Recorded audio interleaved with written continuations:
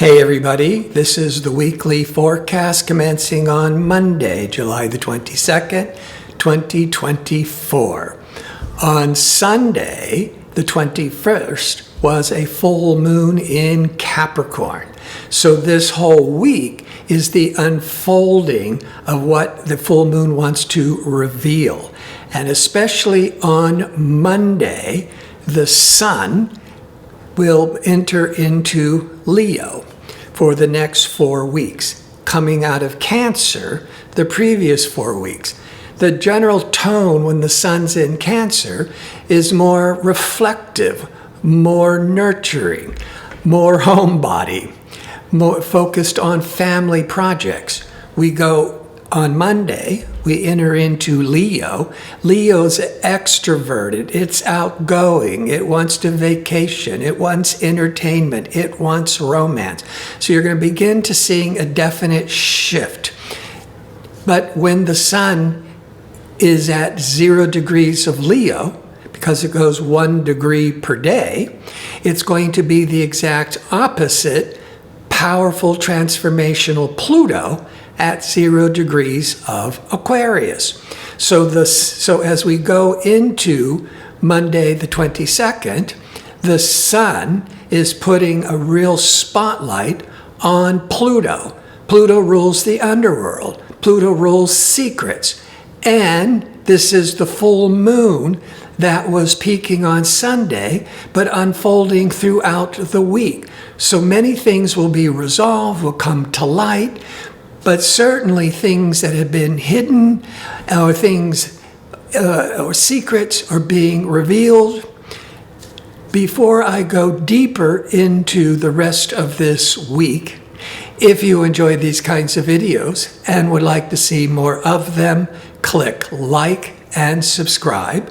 And don't forget to click on the notification bell so you can receive the latest postings. And if you go into the description box underneath the video, you'll find a direct link to book an astrology reading or to check out my 2-question offer. So Monday, the 22nd, is a powerful day of change. Things are being revealed, endings, new beginnings. That's the quality of Pluto, especially with the full moon bringing everything to light. On the 23rd, on Tuesday, the moon is going to go void of course at 3 a.m. until 6:24 a.m. Pacific time. It's going to be in Aquarius. It was in Aquarius on Monday. It's in Aquarius the first part of Tuesday. Aquarius is more the humanitarian, more futuristic, more progressive energy, a bit quirky, likes all new technology, but it's void of course. And as I mention every week, the moon changes signs every 2.5 days, and when it's changing signs, but no longer making aspects to other planets in the chart, like the square, the conjunction, the opposition, when there's no planetary activity from the moon is void of course. And because there's no planetary activity, the energy is flat and unproductive. You can keep doing what you've been doing. It's a good time for resting and reflecting, but it's not advised to be making important new decisions or launching major new projects. Now, at 6:24 a.m. Pacific time, the moon goes into Pisces. Pisces in Aquarius is so different, and the moon is really reflecting the public tone. Aquarius tends to be more impersonal, intellectual, more detached, more analytical. When the moon, the emotional moon, goes into Pisces, Pisces is very sensitive, it's very empathetic, it's intuitive. In many ways, when the moon's in Aquarius, we're more in our heads. And when the moon once a month is going through Pisces, we're more in our heart. But when the moon goes into Pisces, by mid-morning Pacific time, the moon will be squaring or forming a stressful angle to impatient Mars. So for an hour or two, mid-morning, you might be feeling irritable, impatient, nervous, but this too shall pass. On Wednesday, the 24th, the moon's in Pisces all day. There's no other major planetary events happening, but the moon will cross over Saturn early afternoon, 1-2 p.m. Pacific time. When the motional moon is crossing over Saturn, our feelings, the moon, especially in Pisces, where we're wearing our heart on our sleeves, you might be feeling dejected, depressed. Now, you might be taking on or really worrying about a lot of emotional family responsibilities. You might be feeling isolated.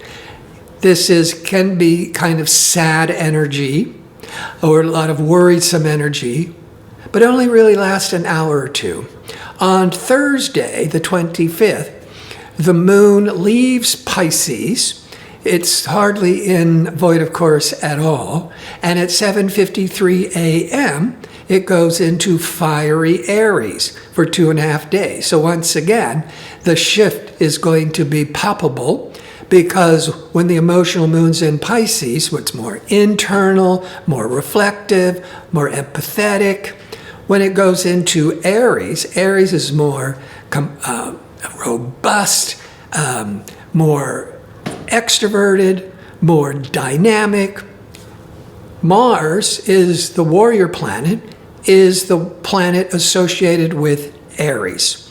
Now, by mid-morning, the moon, now in ambitious, assertive Aries, will be forming a sextile, positive energies, with Pluto, mid-morning Pacific time. That they can have very profound, heartfelt, deep conversations.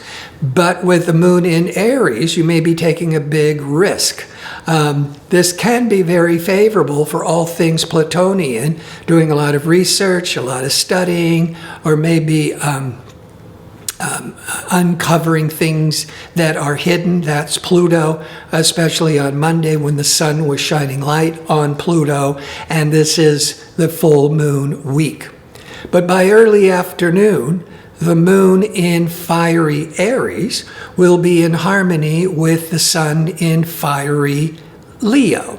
So when the sun and the moon are in harmony, for those couple of hours, it feels that everything is in flow, it's more effortless, things fall into place more easily. And with that moon in Aries, really to take risks, take chances, the sun will be in harmony with ambitious Mars, the ruler of Aries, for the whole day. So it's called a sextile. And that sun sextiling Mars is really giving us the courage, giving everybody to take chances, to take the lead, to be more robust. It brings a lot of energy and motivation and ambition. A lot can be accomplished once the moon at 7:53 a.m. goes into Aries. On Friday, as the moon continues in Aries, it's going to be sextiling or very favorable with expansive Jupiter from about 6 to 7 a.m. Pacific time. That Jupiter brings a lot of optimism with the public tone. That's the moon. But all things Jupiter, we might be feeling a lot better about moving forward, especially with the moon in Aries, taking some risks. Jupiter is traveling. It could be education. It can certainly be marketing and media if you want to do something online. And by mid-afternoon Pacific time, that moon in fiery, aggressive Aries will be in harmony with Venus. And we're going into the weekend, and because this is Friday mid-afternoon, Moon Venus can be very sociable, also very creative. You might be really inclined to want to not only attend parties, but to do something creatively, maybe doing something, attending a concert, the theater, a movie with that moon Venus, where you're just feeling emotionally very contented and happy. But the moon in Aries will go void, of course, at 3:15 p.m., right at the peak of that moon Venus. From 3:15 p.m., Friday afternoon, Pacific time, into Saturday till 10:23 a.m. Pacific time. Well, with that moon in Aries, you're still being active and restless and outgoing. And if you're just trying to accomplish goals and tasks that you set in motion prior to the void, of course, great. But while it's void, it's best not to be initiating any important new projects. So you can still, Friday night with the moon in Aries, still having a really good time. And with the moon to Venus, it starts off there. It could be very romantic, very sociable. Just be aware that the moon's void, of course. And when it comes to starting major new projects, the energy will be flat. Until on Saturday at 10:23 a.m., now the moon leaves void Aries and goes into Taurus at 10:23 a.m. Pacific time. Taurus and Aries is very different because Aries is fiery, impatient, risk-taking.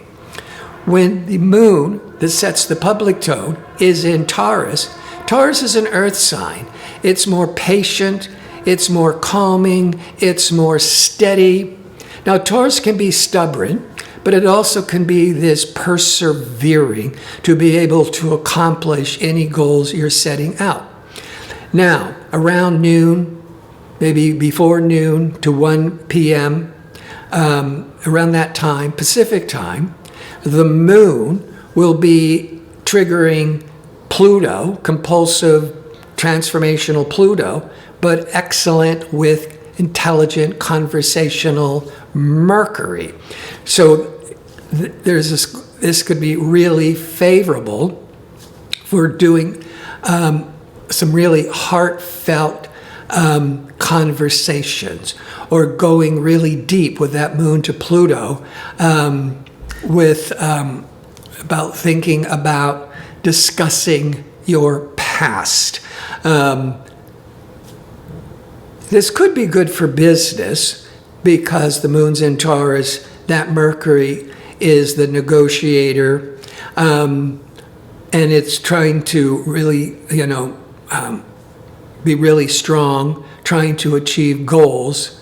But I think this is best with you're trying to have a really heartfelt conversation with a loved one, or individually, having a counseling session, having an astrology session could reveal a lot of information that has been hidden. This whole week is about being the full moon week, especially as that sun on Monday began with Pluto. And here on Saturday, the emotional moon is in a hard angle to Pluto. So more and more is being revealed. More insights are coming to many of us. And then we go into Sunday. The moon is still in steady, calming Taurus, more practical Taurus. And it's going to be in harmony, called a sextile, to Saturn. Saturn rules Capricorn, which is an earth sign. The moon is in Taurus, an earth sign. All this earthiness, that's early evening Pacific time, keeps us grounded, good for business, but it's early evening Pacific time. So a lot of people on the East Coast of the United States are getting ready for bed. In Europe, hopefully many of you are already sound asleep, unless you have to work at night. And so the benefits of that moon Saturn For many of you, early evening, mid-evening could be organizing your thoughts and your plans and your task for the new work week starting on Monday. You could be feeling more organized, more sensible, more practical. So maybe you could have a business meeting, but for most of you, it's more about just getting ready and organizing everything to hit the ground running on Monday with business. I want to thank you for watching. If you like information on how to book an astrology reading or check out my 2-question offer, visit my website at gardino.co. That's .co. Until next week, be safe and well.